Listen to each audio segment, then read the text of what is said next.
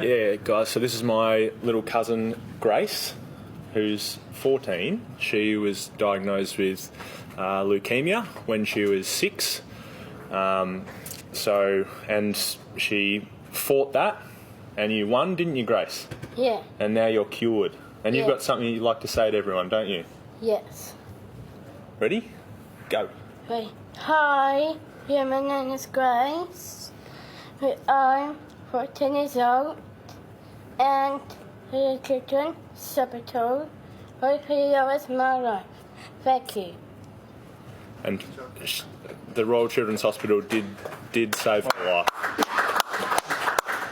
So today's an amazing day for all of us, but especially for us, because they're the reason that Grace is still here with us today. Thanks, guys. Thanks, Brandon. Great. It's obviously a great occasion for the club. This Good Friday game. How disappointing is it to see a performance like that? Yeah, we're really disappointed we let ourselves down today. It's nowhere near good enough.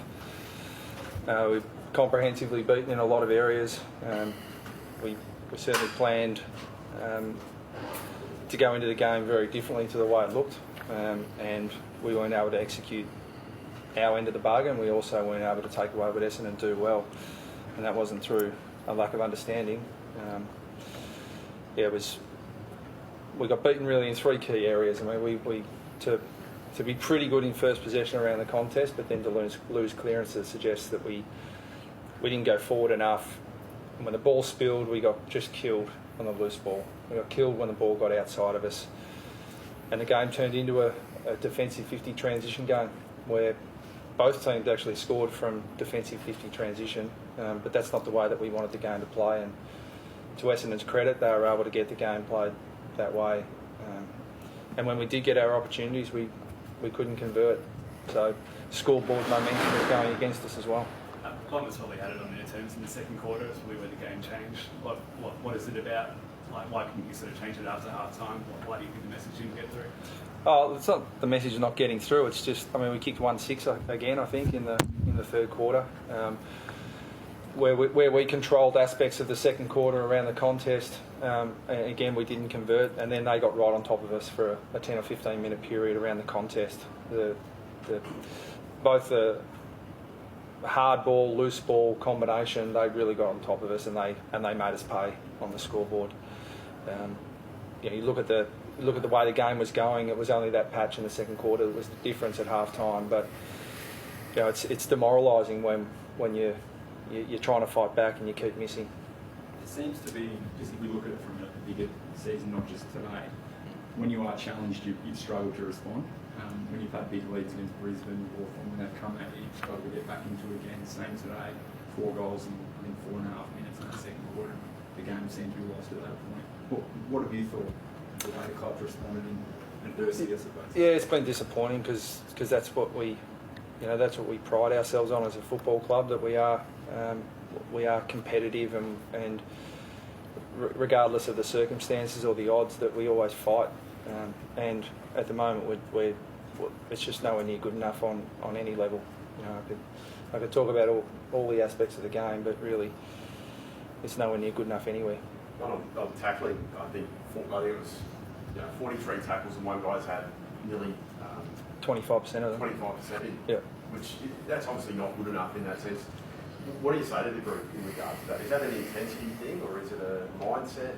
Yeah, it was today. It feeds into 2 things. It feeds into getting across the contest to win it, but if you don't win it, you're there to pressure and tackle, and we just were flat-footed today. So there are a whole range of things that you can assess and look at our preparation. We've had consecutive 6-day breaks, but it didn't affect us last week when Adelaide had a 9-day break. So that would be a cop-out to suggest that that's the reason we looked flat today. And certainly we didn't use our ball use was atrocious. So every measure of the game was poor. You're a club that takes great pride in proving people wrong and people underestimating you and you beating the odds in that way. And we saw that at the season launch, there was a video sort of showing that down everyone's throats, I suppose. We've now had a second listless performance in 5 rounds. Do you have to own that as well, that you haven't lived up to expectations this year? Yeah, expectations never concern me because they're sort of what everyone's opinion is, and I think that you've got to be really careful about judging yourself on external expectations. We judge ourselves really harshly internally. A lot of last year was based on really hard work and competitive effort, and we were able to find a way to win 12 games. We can't replicate that competitive effort at the moment. So, no, we external expectations are one thing, but I think you can probably hear it in my voice, the bit of disappointment in terms of what we produced today on such a big occasion for the club. It's just, as I said, nowhere near good enough. What stage of the development do you think the club is at going into this year? Like everyone thought you were going through rebuilding the last couple of years, but then you've recruited some key members coming into this year. You talked about internally what your expectations were. What can you give us an insight of what they were, what you were hoping to achieve this year?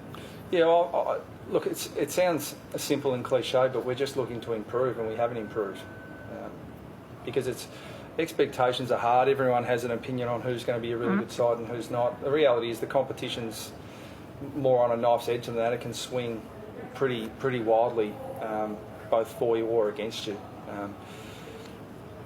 So I mean, we made some significant changes to our list at the end of 2016, and it takes time. I mean, there are sides that have been rebuilding for 15 years. We were not delusional that we were going to bring in some players from other clubs, and it was just going to be a quick patch up of where we were at. We still are going to invest heavily in. We rested Taron Thomas today, brought Bailey Scott in, Luke Davies-Uniacke. I've said for 2 years we're trying to rebuild our midfield, and at the moment, that midfield is far too reliant on Ben Cunnington and Sean Higgins. Did you think at stages of putting Jack Siebel in there, he obviously didn't have a great game? Is he right? Is he 100% in that sense? Yeah, we put him in the midfield at times. Yeah, at times, but not for more permanent. Is that something that you would consider going forward? Or? Oh, absolutely. Well, and we did against Hawthorn as well. He played inside. But look, we just really felt that wasn't the problem. We were winning first possession in the contest, but we were getting beaten on the outside. So we tried to put some players in there that could give us a bit more spread on the outside. Ian, as someone who's one of the faces of the club, what did you think of today's performance? Yeah, obviously echoing a lot of what Brad said, it was really disappointing. I think you can't shy away from the fact that as a playing group, it's not what we want to dish up, and it's not what we expected to be dishing up at the start of the year. As Brad said, we've been looking to improve, from season to season, and so far that hasn't been the case. But that's by no means a reason to drop our bundle. We've got to pick up the pieces now, and we've got another Friday night game in 7 days' time, and we'll prepare as well as we can for that. Do you have a theory on why there's been two really bad performances within 5 weeks? Nothing specific, I don't think. But as a playing group, we've got to look really hard during this week. I mean, it's hard when you're out there to assess it. It's probably easier for the coaches who have an all around the field idea of what's going on. So we'll definitely look at that during the week. But I think we've got to take a look at ourselves, I suppose, and I think we've all got to step up now. It's been, as you said, a couple of performances that have been really subpar so far this season, and that's not good enough. That's not what we stand for. We've got to improve. Brad, do you feel you've got enough flexibility on your list in terms of guys who can play more than one role to be able to respond in situations like that? Yeah, look, we threw guys around, Turner forward to back, Siebel forward to midfield, wingers outside, backs to the wing, different guys playing deep forward to give us a different look. I think Richmond, due to circumstances with injury, have played more players this year than we have. So, we've thrown our team around, we've thrown our list around, and I've stated publicly a number of times we're trying to find the right mix, and probably played too many new guys all at once. But clearly today we didn't get it right, and we've got to go back and assess it. And but in answer to your question, I think the flexibility is there, but it's not being executed at the moment. Brad, do you worry, there's a number of Friday night games coming up for the rest of the year, do you worry putting performances like that up again in sort of marquee time slots? No. Do you think clubs should be able to pick players from outside the selected 22 or selected 22 and 36? Obviously referring down to that. No, well, Yeah, I don't think you are. I don't Shouldn't think be allowed to. No, I don't think you are allowed to. But look, that was circumstance. I don't know the circumstances of what happened with that. But the reality is, I mean, we planned for Danaher playing early in the week, so it wasn't a massive surprise. Brad, what's the message for the fans? It was a great turnout today, fantastic turnout. What's the message for them going forward now?